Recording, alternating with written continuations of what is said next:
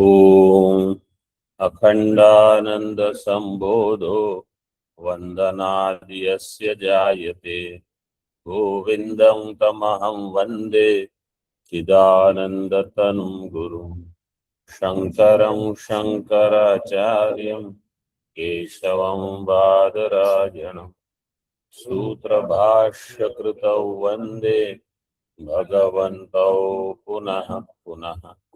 ईश्वरो गुरुरात्मेति मूर्तिभेदविभागिने व्योमवद्व्याप्तदेहाय दक्षिणामूर्तये नमः। ओम शांति शांति शांति।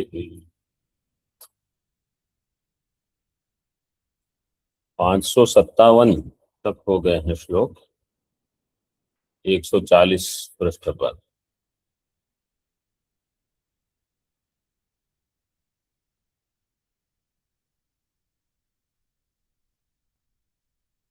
प्रकरण क्या चल रहा है कोई बता सकता है? मतलब मुख्य प्रकरण क्या चल रहा है और उसमें वर्तमान प्रकरण क्या है?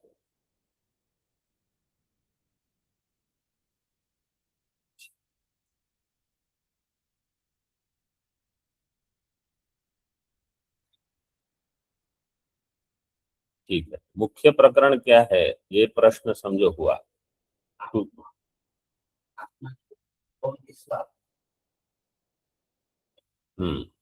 तो कौन दार्शनिक, प्रत्येक दार्शनिक के मत में आत्मा क्या है, आत्मा की परिभाषा विविध दार्शनिक कैसे करते हैं? चारवाक दर्शन है, सब ये दार्शनिक हैं। आगे भी आएंगे प्रभाकर, तार्किक वगैरह, ये सब दार्शनिक है। तो ऐसे बता सकते, अथवा कोई अन्य विशेष अध्यास, विशेष अध्यारोप, क्योंकि मुख्य प्रतिपादन क्या करना है? अध्यारोपापवादाभ्याम निष्प्रपंचम प्रपंच्यते। अध्यारोप अपवाद प्रक्रिया के द्वारा निष्प्रपंच ब्रह्म का प्रतिपादन कराना है। तो एक है सामान्य अध्यारोप, अनात्मा का आत्मा में आरोप, ये तो सभी के लिए है। लेकिन किस अनात्मा को आत्मा मान के बैठे हैं, ये है विशेष। तो किसी का मत यह है कि पुत्र आत्मा है। अब कौन से वाद हो गए यहाँ? सबसे प्रथम क्या था? पुत्रात्मवाद। पुत्रात्मवाद का अर्थ क्या है? कोई अन्य बाह्य वस्तु को मैं मान के हम बैठते हैं। इतना तादात्म्य है वो इदम वस्तु में कि वही मैं हूं। चाहे वो व्यक्ति हो, जैसे पुत्र हो, शिष्य हो, सेवक हो, जो भी हो, उनके होने पर मेरी स्थिति है और उनके नहीं होने पर मेरी स्थिति नहीं रही। अथवा मित्र हो, कोई भी हो, धन, हाँ, कोई भी इदम वस्तु, जो बाह्य इदम वस्तु है, उसमें अत्यंत तादात्म्य होना। अब पिता के लिए पुत्र है, अब पुत्र के लिए पिता हो सकते हैं, माता हो सकते, कोई भी ऐसा जो तादात्म्य है, अन्य में आत्मबुद्धि, अन्य से तादात्म्य, ये पुत्रात्मवाद, ये चारवाक दर्शन प्रथम, सबसे न्यूनतम, सबसे नीची कक्षा। आगे उसका खंडन किया देहात्मवाद, देह को आत्मा मानने वाले, ये भी सब चारवाक। पुत्रात्मवाद भी चारवाक। मतलब मुख्य चारवाक देहात्मवाद से शुरू होंगे, लेकिन ये सब चारों वाक हैं। हाँ, वो देहात्मवाद वाले देह को आत्मा मानते हैं, और वहीं मतलब देह में जो महत्व आत्मा को दिया जाना चाहिए, वो महत्व ये देह को दे देते। तो देह है तो मैं हूं, तो देह को पुष्ट करो, देह के लिए सब करना, यह है देहात्मवाद। अगला दर्शन क्या था? इंद्रिय आत्मवाद। इंद्रिय आत्मवाद, इंद्रियों को आत्मा मानना। तो प्रत्येक उत्तर दर्शन जो है, उन्होंने पूर्व दर्शन का श्रुति से और युक्ति से खंडन किया है। सभी ने कुछ श्रुति का उदाहरण दिया, तो अगले दर्शन वालों ने पूर्व दर्शन वालों का श्रुति से और युक्ति से खंडन किया। इंद्रियात्मवाद, इंद्रियात्मवाद के बाद प्राणात्मवाद, प्राण को आत्मा मानना। फिर प्राण के बाद मन है, मन के बाद बुद्धि। अब ये प्रकरण चल रहा है। और यहां अब श्रुति का उदाहरण दे रहे हैं, देखिए 558 श्लोक, 558।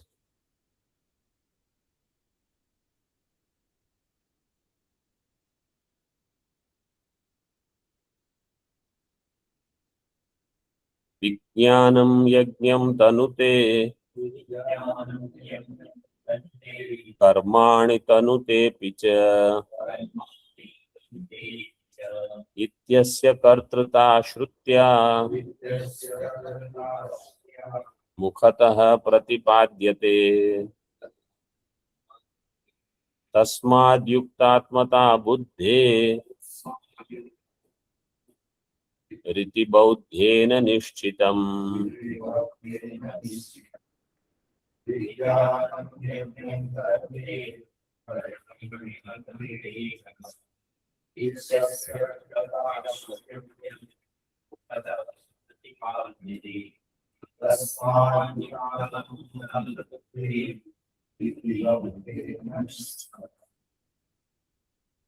बौद्धेन निश्चितम, ये बौद्ध मत है, क्षणिक विज्ञानवाद जिसको कहा। उन्होंने उदाहरण तो श्रुति का दिया है, वास्तव में वो श्रुति को प्रमाण नहीं मानते। क्या कहते हैं वो? विज्ञानम यज्ञम तनुते, ये तैत्तिरीय उपनिषद में ब्रह्मानंद वल्ली में, विज्ञानम यज्ञम तनुते कर्माणि तनुते पिच। आगे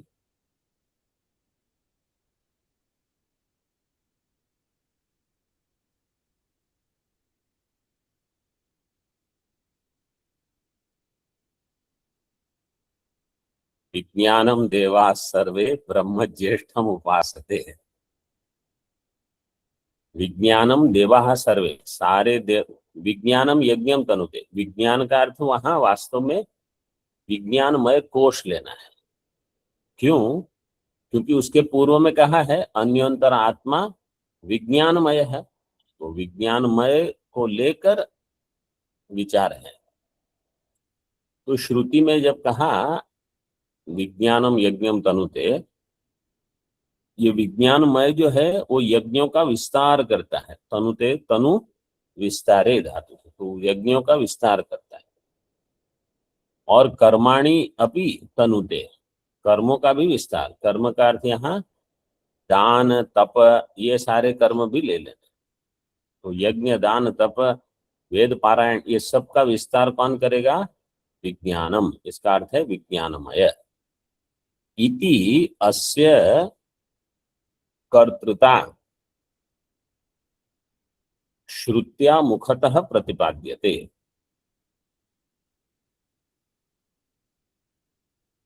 इसकी कर्तृता, अस्य अस्य विज्ञानमयस्य, इस विज्ञानमय की कर्तृता। अब जो नए लघु पढ़ रहे हैं उनमें से कोई बताएगा कर्तृता, कर्तृता में क्या प्रत्यय लगा है? ऑनलाइन में कोई जो नए हैं लघु पढ़ने वाले,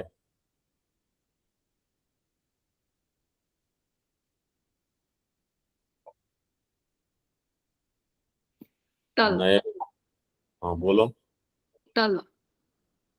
तल प्रत्यय लगा, किस सूत्र से लगा? भावे त्वत्तलौ।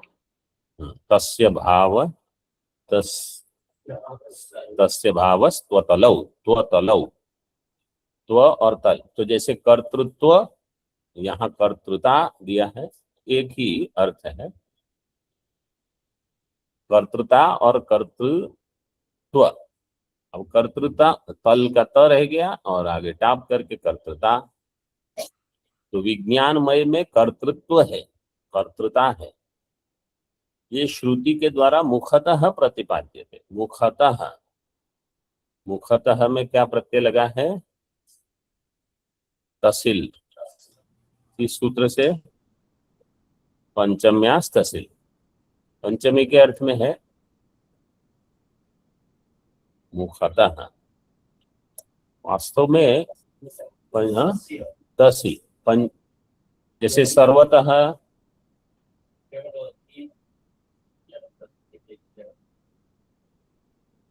इस सूत्र से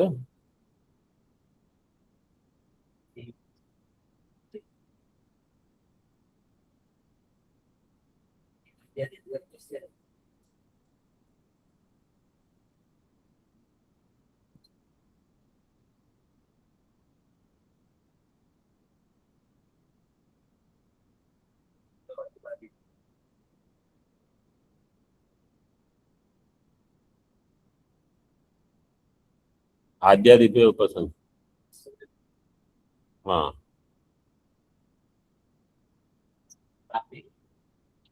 आद्यादिभ्य उपसंग तसी प्रत्यय, ये भी आया था ब्रह्म सूत्र में।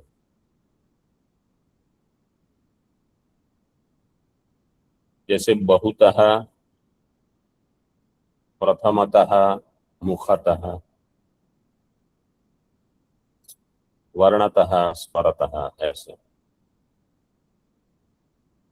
मुखतः प्रतिपाद्यते। तस्मात् युक्तात्मता बुद्धेः इति बौद्धेन निश्चितम। बुद्धेः आत्मता युक्ता। इसमें आपके पुस्तक में अंत में वो बौद्धों का श्लोक है जो अभी महाराज जी ने मांडुक्य में बताया था, उसमें है शायद, पीछे जो श्लोक दिए हैं। हाँ, देखिए क्या है वो श्लोक। हाँ, क्या पृष्ठ है? ये पृष्ठ क्रमांक 253, 253, उसमें देखिए। हाँ, 258, अच्छा 258, तो एक दो पेज आगे पीछे, हाँ वो ही उस पृष्ठ का है वो श्लोक। बोलिए आप लोग सब, मुख्यो।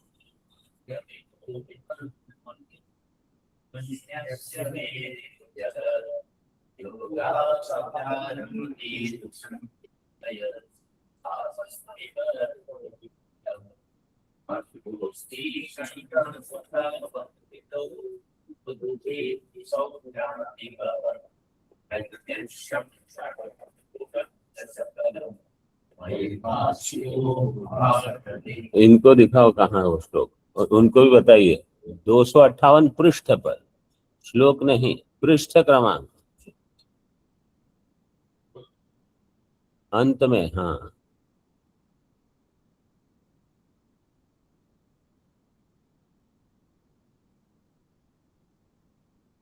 उसको कंठस्थ कर लीजिए। अब ये जो बौद्ध मत है अभी जो चल रहा है, वो कौन सी पंक्ति वाला है उसमें से?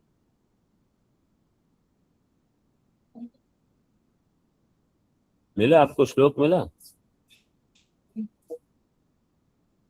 वो बड़ा वाला नीचे, हाँ।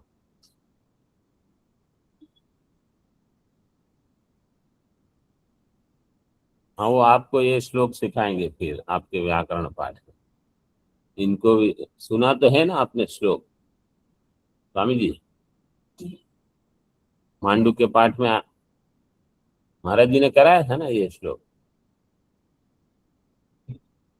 ठीक है, हाँ वो आप करा लेना इनको सबको। आपको याद है ये श्लोक? मतलब कंठस्थ से नहीं है, मतलब याद है कि ऐसे हुआ था। हाँ हाँ हाँ। तो ये है योगाचार मत। क्षणिक विज्ञान के लिए दूसरा नाम क्या है? योगाचार, और शून्यवाद के लिए दूसरा नाम है माध्यमिक है। वो आगे आएंगे शून्यवाद वाले, अभी वो रुके हैं। ठीक है, वो श्लोक मतलब पीछे जो जो श्लोक है ना, ये श्लोक आपके लिए ही बनाए गए हैं, सभी विद्यार्थियों के लिए, ताकि यहाँ वहां वो कहाँ ढूंढते रहेंगे श्लोक। अब कभी कुछ लिखा, कभी कुछ छूट गया, तो इसलिए इसको रखे हैं एक साथ कि इसको आप कंठस्थ करो। मतलब रोज एक एक एक एक श्लोक करोगे तो हो जाएगा। और ये सब उपयोगी श्लोक हैं, बजाय इसके कि अन्य अन्य कुछ यहाँ से वहां से कंठस्थ करना, ये सब श्लोक धीरे धीरे कंठस्थ कर लीजिए। तस्माद युक्तात्मता बुद्धे है, इसलिए बुद्धि की आत्मता युक्ता इति बौद्धेन निश्चितम, ये बौद्ध जो है उनका ये निश्चय है। कौन से बौद्ध है ये? क्षणिक विज्ञान अथवा योगाचार मत।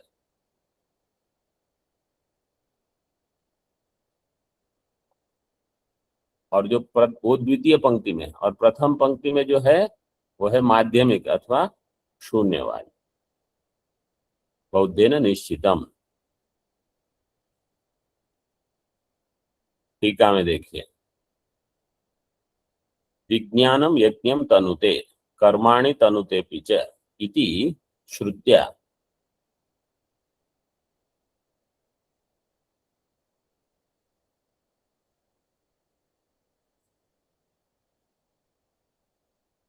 अभी इनको बताइए पृष्ठ क्रमांक मिला?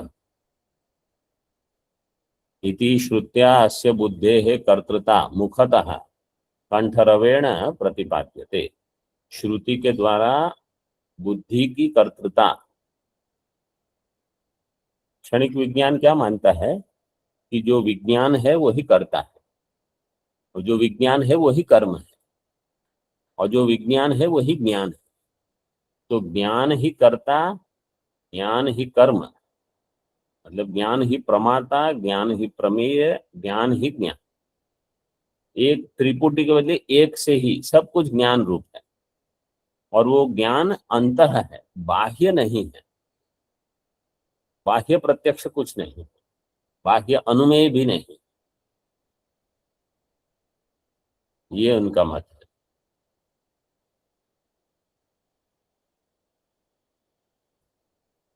अस्य बुद्धेः कर्तृता मुखतः कंठरवेण प्रतिपाद्यते। अब वो तैत्तिरीय का उदाहरण देते हैं यहाँ, इसलिए विज्ञानम यज्ञम तनुते कर्माणि तनुते पिच, ये श्रुति। यज्ञम संकल्पम तनुते, यज्ञ का अर्थ क्या है? पहले जब यज्ञ का संकल्प हो गया तो यज्ञ हो गया, ऐसे तो संकल्प करने से अब यज्ञ हो जाएगा। इसलिए यज्ञम तनुते का अर्थ है संकल्पम तनुते, तनुते विस्तृतम करोति। तो यज्ञ याग आदि का विस्तार कर्तृत्व बुद्धि से होता है। जो करता है वो सबसे पहले संकल्प करेगा कि अब मुझे करना है। संकल्प होने के बाद वो कार्य अपने आप ही हो जाएगा। हो जाएगा मतलब उसके लिए आप अपने आप को, क्योंकि आपका निश्चय हो गया है कि मुझे करना है।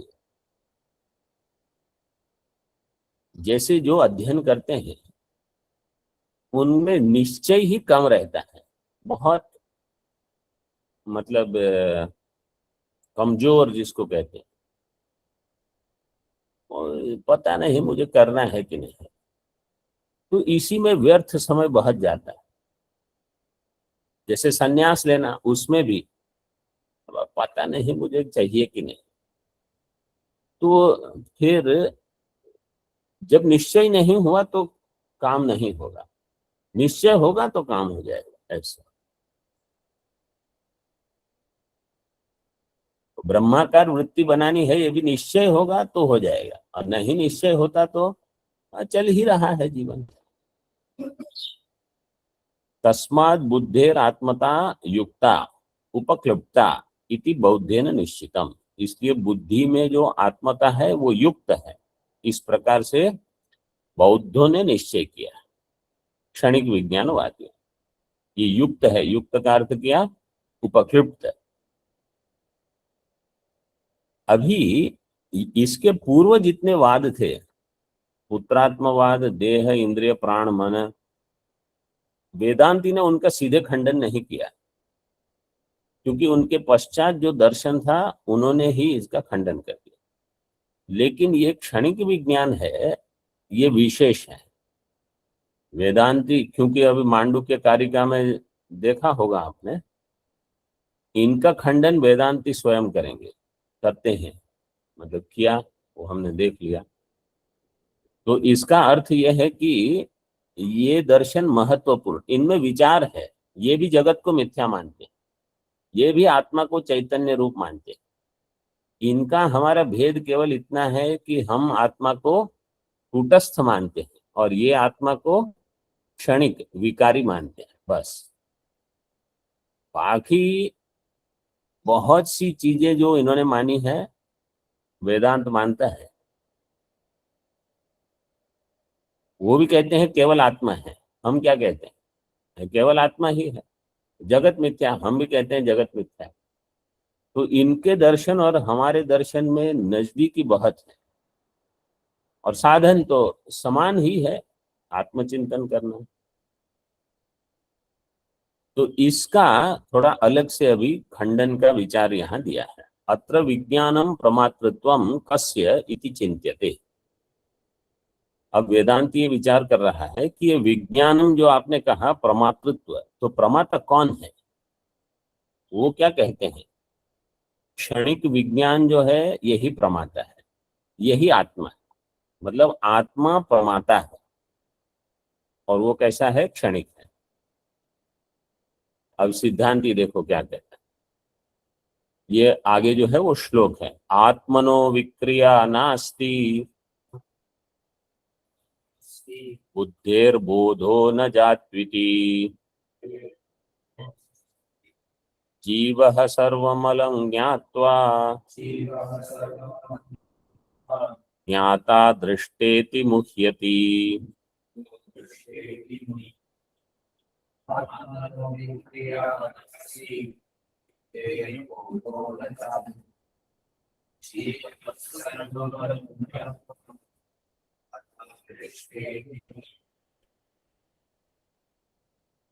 आत्मनो विक्रिया नास्ति, आत्मा में विक्रिया नहीं है, मतलब आत्मा अविकारी है। और बुद्धे है बोधो न जातु इति, जातु का अर्थ क्या है?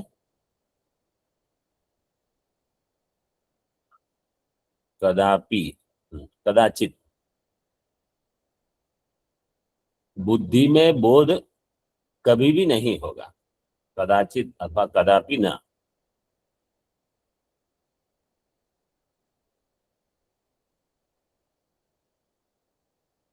तो बुद्धि जड़ है, वेदांत मत, क्योंकि अभी वेदांत ही दिखा रहा है खंडन। तो वेदांत मत में आत्मा अविकारी है और बुद्धि जड़ है। जीवः सर्वमलम, सर्वम अलम ज्ञात्वा, जीव जब जो भी पदार्थ जानता है वो ज्ञात्वा अपने आप को क्या मानता है? मैं ज्ञाता हूँ, मैं दृष्टा हूँ। दृष्टा का अर्थ है दृष्टा, श्रोता, मंता, विज्ञाता, ये सब मैं हूँ। इति मुह्यति, वो अपने आप को इस प्रकार से जानता है। मतलब ये साधारण मनुष्य अपने आप को कैसे जानता है कि मैं, आपने देखा? हाँ मैंने देखा। आपने सुना? हाँ मैंने सुना। तो मैं दृष्टा हूँ, मैं श्रोता हूँ, मैं सोच रहा हूँ, मैं मनता हूँ, इस प्रकार से। इति मुह्यति इत्यत्र बुद्धेर जड़त्वात् ज्ञानम न संभवति। बुद्धि जड़ है, इसलिए बुद्धि में ज्ञान नहीं हो सकता।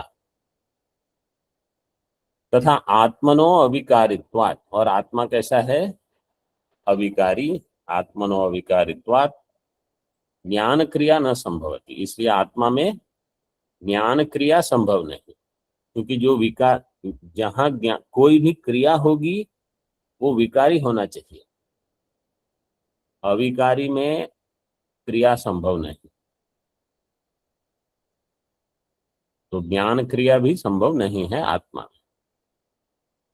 मतलब ज्ञान क्रिया का कर्ता आत्मा नहीं हो सकता, और ज्ञान बुद्धि में नहीं हो सकता क्योंकि बुद्धि जड़ है। अभी कुछ व्युत्पत्ति बताते हैं। व्युत्पत्ति का अर्थ क्या है? व्युत्पत्ति निरुक्ति। व्युत्पत्ति का अर्थ है निरुक्ति। जैसे वेद के 6 अंग हैं। क्या क्या 6 अंग हैं वेद के? शिक्षा, कल्पो, व्याकरणम, निरुक्तम, छंदो, ज्योतिष। तो इसमें जो निरुक्त है वो शास्त्र सबकी व्युत्पत्ति बताता है। निर उपसर्ग पूर्वक वच धातु स्त्रियांकिन करके संप्रसारण होके निरुक्ति शब्द बनेगा। मतलब कथन, वचन। जैसे यहाँ व्युत्पत्ति, व्युत्पत्ति का अर्थ होगा वी उत उपसर्ग पूर्वक पदगतौ धातु से स्त्रियांग 3 करके पत्ती। इसका अर्थ है समझ, ज्ञान। लेकिन ज्ञान का कथन वास्तव में कि ये पद कैसे बना, तो अभी ज्ञान पद जो है उसकी व्युत्पत्ति बताते हैं। प्रथम देखिए, जानाति इति ज्ञः इति कर्तृ व्युत्पत्त्या बुद्धेर अर्थानुपपत्तिर जड़त्वात्। अगर ज्ञान शब्द बुद्धि के लिए उपयोग हुआ, साधारण हम क्या समझते हैं? ज्ञान का अर्थ है घट ज्ञान, पट ज्ञान, ऐसे वस्तु का ज्ञान। वो आगे बताया जाएगा। तृतीय विकल्प, प्रथम विकल्प करते हैं बुद्धि का अर्थ अगर आप विज्ञान मानोगे, जैसे इन लोगों ने माना है, बौद्धों ने, तो व्युत्पत्ति क्या होगी? जानाति इति ज्ञः, जो जानता है वो ज्ञान है, मतलब वही ज्ञान रूप है। तो बुद्धि ज्ञान रूप नहीं हो सकती। क्यों? बुद्धेः अर्थानुपपत्तिर जड़त्वात्। बुद्धि में अर्थ ग्रहण का सामर्थ्य नहीं है, बुद्धि को अर्थ का भान नहीं होगा क्योंकि वो जड़ है। ये कर्तृ व्युत्पत्ति हुई। कर्तृ व्युत्पत्ति से बुद्धि में ज्ञान शब्द नहीं घटेगा। तो ठीक है, कर्तृ व्युत्पत्ति से आत्मा में ज्ञान शब्द घटाओ। तो द्वितीय विकल्प करते हैं, जानाति इति ज्ञः इति कर्तृ व्युत्पत्त्या आत्मनो अर्थानुपपत्ति ही अविकारित्वात् नित्यत्वाच्च। आत्मा कैसा है? अविकारी। और कैसा है? नित्य। अविकारी और नित्य जो है, इसलिए आत्मा में कर्तृत्व नहीं हो सकता। इसलिए ज्ञान शब्द आत्मा में भी नहीं घटेगा। अज्ञान मतलब ज्ञान का कर्ता। बुद्धि ज्ञान की कर्ता नहीं हो सकती, आत्मा ज्ञान का कर्ता नहीं हो सकता। अभी तृतीय विकल्प करते हैं, ज्ञान का कर्ता नहीं, केवल ज्ञान समझो। ज्ञप्तिर ज्ञानम इति भाव व्युत्पत्त्या। ये भाव में व्युत्पत्ति का अर्थ है उस धातु का अपना अर्थ, स्वयं का अर्थ, वही भाव व्युत्पत्ति। तो ज्ञप्तिर ज्ञानम इति भाव व्युत्पत्त्या आत्मनि ज्ञान शब्द प्रयोग अयोगात। आत्मा में ज्ञान शब्द प्रयोग नहीं कर सकते। कौन सा ज्ञान? मतलब ये जो क्रियात्मक ज्ञान, ये जो बौद्ध जिसको ज्ञान मानते हैं, क्षणिक है और क्रिया रूप है, ऐसा ज्ञान आत्मा में उनके मत के कारण हम नहीं स्वीकार। वेदांत मत में तो हो जाएगा।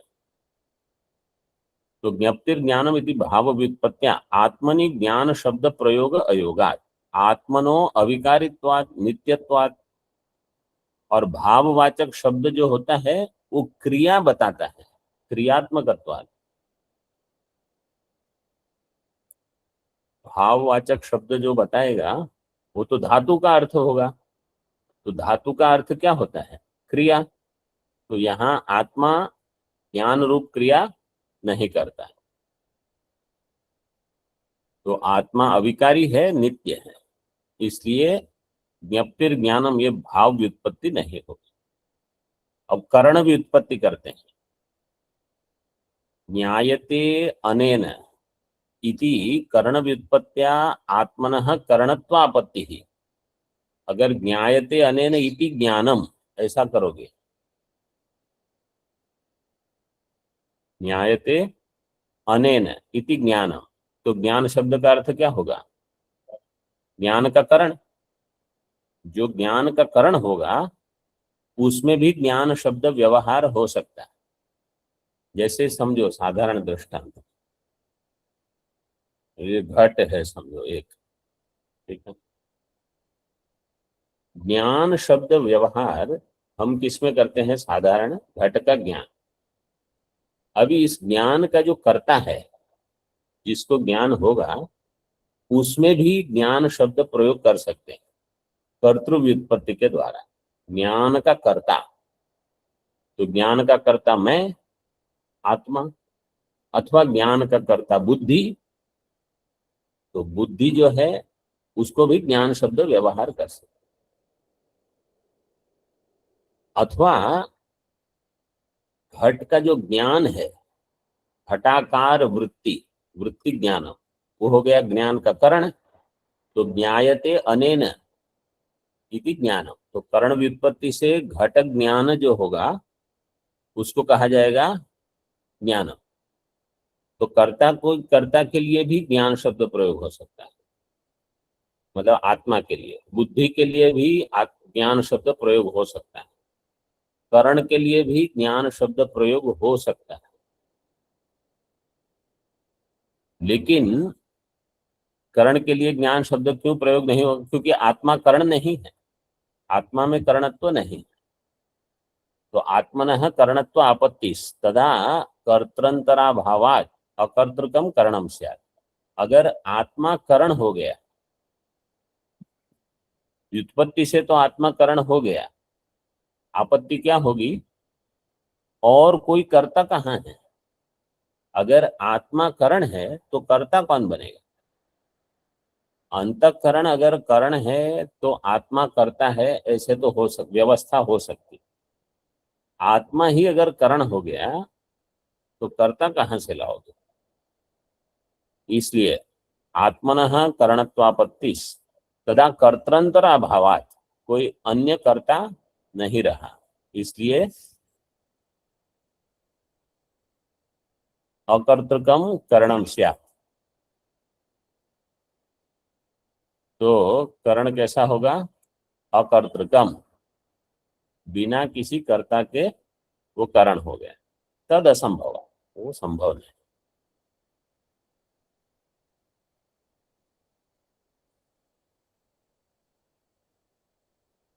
आगे विकल्प और एक है, कर्म व्युत्पत्ति देते हैं।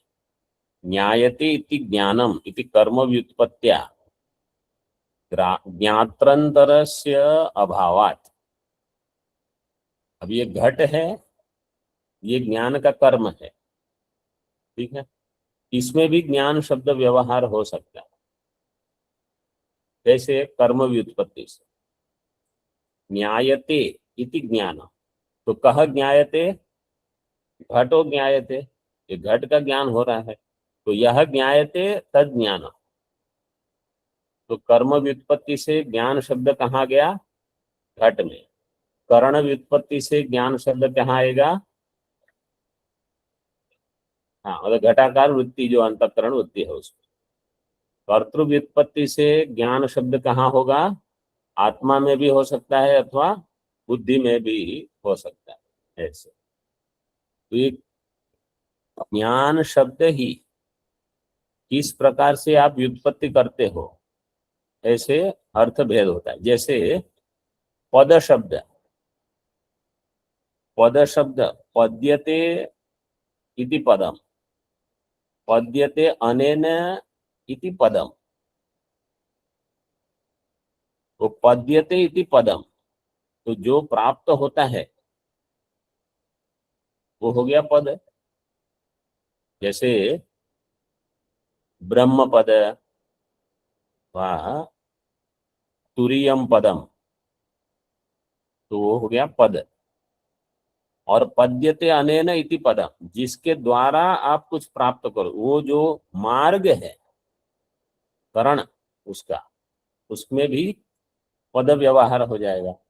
तो जैसे प्रथम पाद, द्वितीय पाद, तृतीय पाद, ये तीन के लिए भी पद, और चतुर्थ पाद उसके लिए भी पद, लेकिन व्युत्पत्ति भिन्न भिन्न। एक में पद्यते इति पदम और एक में पद्यते अनेन इति पदम। ऐसे ये कुछ कुछ दृष्टांत इसलिए प्रयोग कर रहे हैं क्योंकि वे मांडुक्य में अभी अभी सब हुआ है, अथवा कहीं और भी आपने अगर पढ़ा होगा तो लाभ हो जाए, नहीं तो अपने आप भी आप घटा सकते हो, ये तो केवल दृष्टांत के लिए। स्ववेद्यत्व असंभवात, ज्ञात्रांतर का अभाव हो तो स्ववेद्यत्व नहीं होने से कर्म कर्तृ विरोधाच। स्ववेद्यत्व असंभवात, स्ववेद्यत्व आत्मा स्वयं ही ज्ञाता और आत्मा स्वयं ही ज्ञान का कर्म, ये दोनों हो जाएंगे तो कर्म कर्तृ विरोध होगा।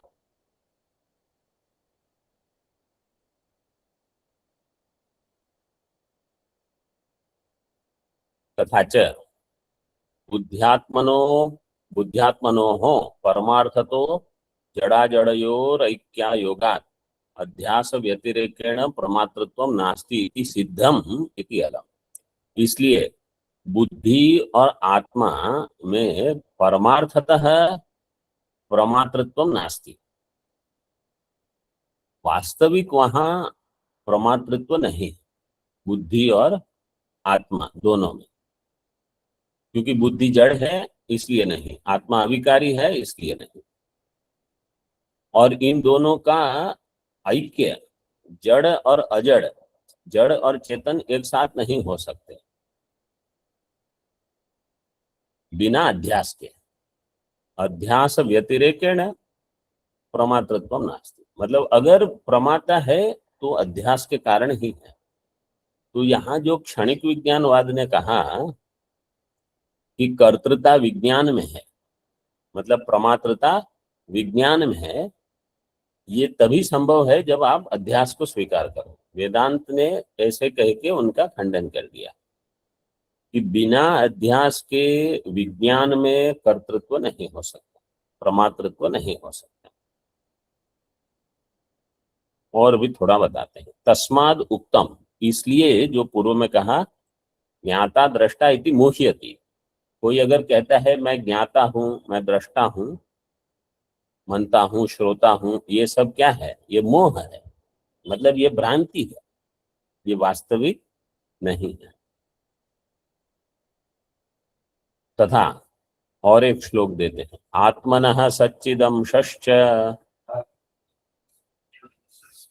बुद्धेर्वृत्तिरिति द्वयम् संयोज्य च विवेकेन जानामीति प्रवर्तते।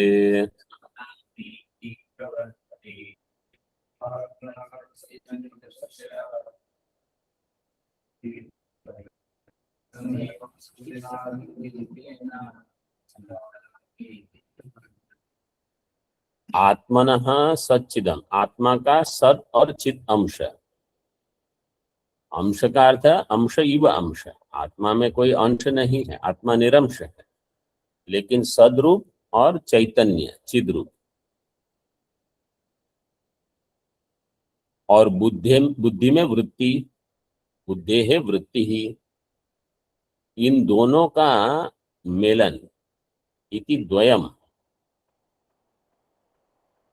संयोज्य, कैसे इनका संयोग होगा? अविवेकेन, बुद्धि और आत्मा का मिलन अविवेक से ही होगा, अविवेकेन अध्यास के कारण। उससे फिर ये बुद्धि बनती है, जानामि इति, मैं ये जानता हूं, मैं ये ग्रंथ जानता हूं, हाँ मैं व्याकरण जानता हूं, मैं न्याय जानता हूं। जो भी जानते हो क्या है? अध्यास के कारण ही हो रहा। अविवेकेन जानामि इति प्रवर्तते। इत्यस्मिन् श्लोके जानामि इति शब्द प्रयोगो अविवेकेनैव संभवति न अन्यथा। जानामिति मैं जानता हूं, ये शब्द प्रयोग अविवेक से ही होगा।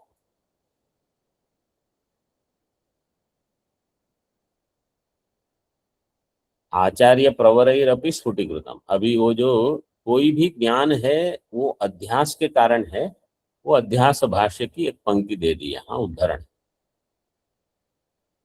आचार्य प्रवर का अर्थ है भगवान भाष्यकार ही स्फुटीकृतम आत्मात्मनोर इतरेतराध्यासम पुरस्कृत्य सर्वे प्रमाण प्रमेय व्यवहारा लौकिका वैदिकाश्च प्रवृत्ता सर्वाणि च शास्त्राणि विधि प्रतिषेध मोक्षपराणि तस्मात् तानि सर्वाणि अविद्यावद विषयाणि एव इति।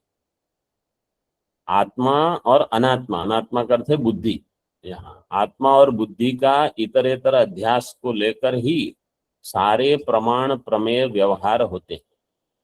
मैं प्रमाता, ये मेरा प्रमाण, बाह्य विषय कोई प्रमेय, चाहे वो लौकिक हो चाहे वैदिक हो, तो विज्ञानम यज्ञम तनुते, ये जो वैदिक व्यवहार है ये भी अध्यास के कारण प्रवृत्ता।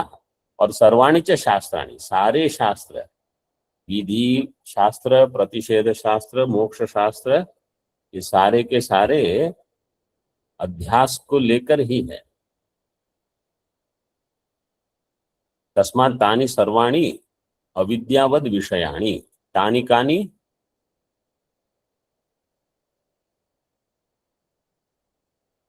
शास्त्राणि। ऑनलाइन वाले थोड़े सतर्क रहिए।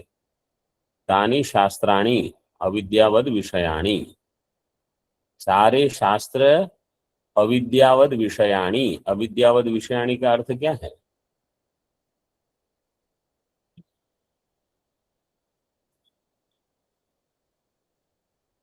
विषयाणि, हाँ,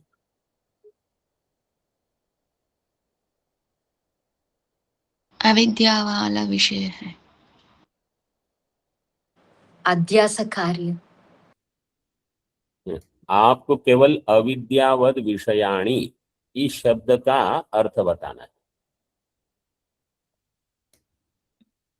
अविद्यावान विषयः येषां तानि विद्यावान विषयो येषाम, येषाम अन्य पद क्या होगा? शास्त्राणाम। शास्त्राणाम। तानि शास्त्राणि अविद्यावत विषयाणि, ऐसे अर्थ बताना है। अविद्यावान को ही विषय करते हैं वे सारे शास्त्र। कोई भी शास्त्र जो है वो किसको विषय करते हैं, मतलब किसको ध्यान में रख के शास्त्र बताए गए हैं? अज्ञानी को ध्यान में रख के कि ज्ञानी को ध्यान में रख के? अज्ञानी को ही ध्यान में रख के शास्त्र हो, ज्ञानी के लिए क्या शास्त्र चाहिए? तो जब बत कहा जाता है कि आप सुबह उठो, ये करो, मंत्र करो, जप करो, और फिर मतलब यज्ञोपवीत आदि धारण करो, फिर कर्म करो, और फिर कर्म संन्यास के लिए गुरुकुल जाओ, वहां जाके श्रवण करो, जितने भी शास्त्र हैं ये सारे शास्त्र अविद्यावद विषयाणि। तानि सर्वाणि शास्त्राणि अविद्यावद विषयाणि, अविद्यावान को ही विषय करते हैं। अभी आए अज्ञानात्मवाद, अज्ञानात्मवादी। प्राभाकरस्तार्किकश्च तावुभावप्यमर्षया तन्निश्चयं दूषयतो बुद्धिरात्मा कथन्विति।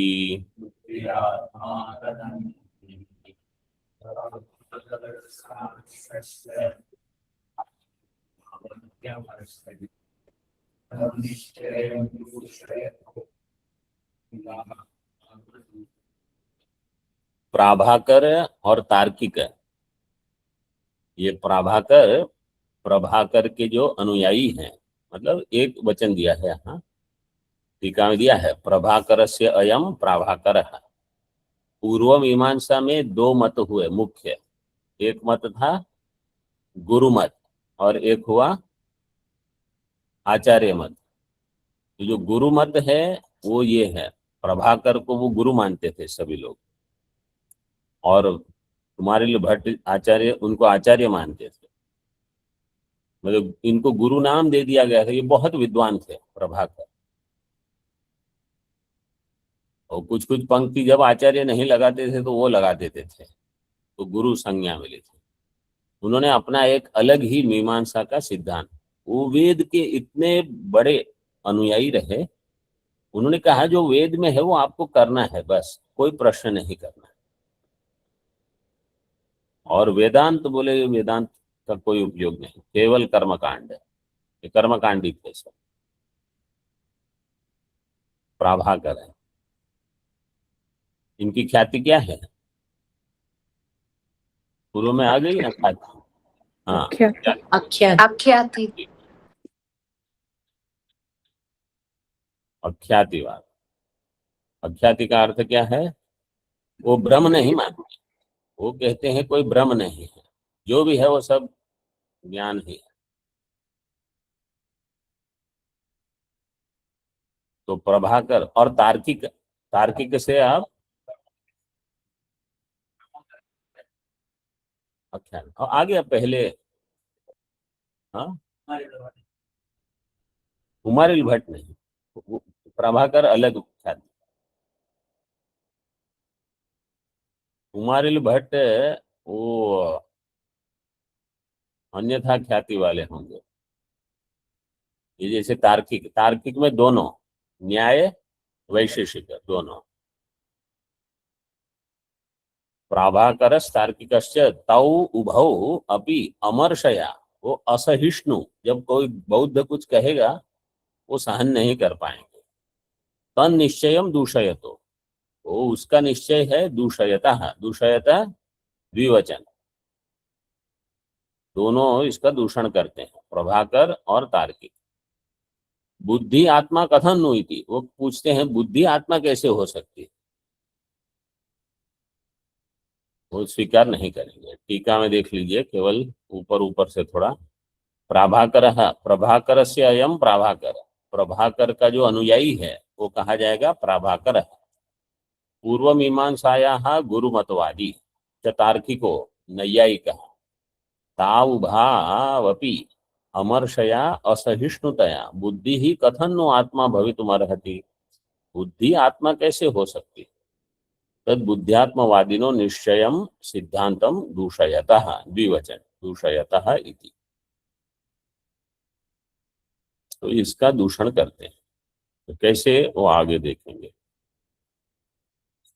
ओम पूर्णमदः पूर्णमिदं पूर्णात् पूर्णमुदच्यते पूर्णस्य पूर्णमादाय पूर्णमेवावशिष्यते।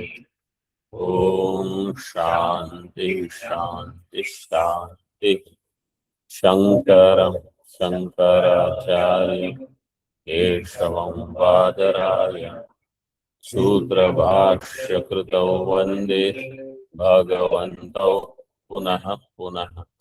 ईश्वरो गुरुरात्मेति मूर्तिभेदविभागिने व्योमवद्व्याप्तदेहाय दक्षिणामूर्तये नमः। ओम शांति शांति शांति।